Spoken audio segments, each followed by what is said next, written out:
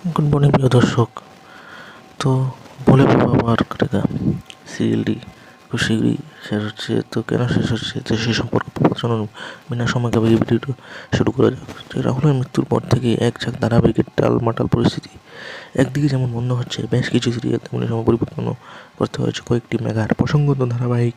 ভোলে বাবা মার্কেটিকা শুটিং চলাকালীন মৃত্যু হয়ে রাহুলের, তারপর থেকে এই মেগার ভবিষ্যৎ নিয়ে চলছে নানা আলোচনা। তবে ইতিমধ্যে জানা গিয়েছে যে আর সম্প্রচার হবে না এই ধারাবাহিকে। তবে বিকেল 5:30টার এবার নয়া এন্ট্রি কোন সিরিয়ালে, তো সে সম্পর্কে বলবো। রাহুলের মৃত্যুর সপ্তাহখানেক পরে অভিনেতা থেকে গল্পের মোড় বদল সম্প্রচার হয়েছিল।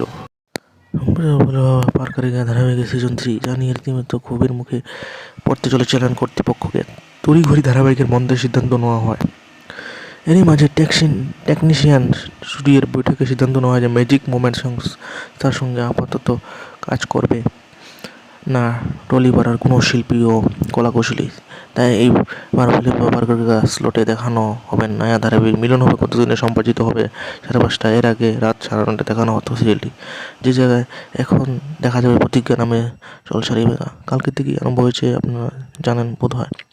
13 এপ্রিল সোমবার থেকে নতুন সময়ে দেখা যাবে সোলঙ্কি রায়, এলা ও গৌরব চট্টোপাধ্যায়ের করা প্রেমের গল্প। চ্যানেলের তরফে ইতিমধ্যে নতুন প্রোমো প্রকাশ্য হয়েছে। প্রসঙ্গত টিআরপি তালিকায় তেমন নজর করতে পারেনি এই ধারাবাহিক বলে কিছুদিন আগে ধারাবাহিকটি বন্ধ হয়ে যাবে বলে শোনা গিয়েছিল। তবে আপাতত নতুন সম্প্রচারের সময় প্রকাশ্যে আসায় বন্ধ হওয়ার সম্ভাবনা নেই বললেই চলে। তো আপনারা কি এই সম্পর্কে সহমত নাকি? যদি সহমত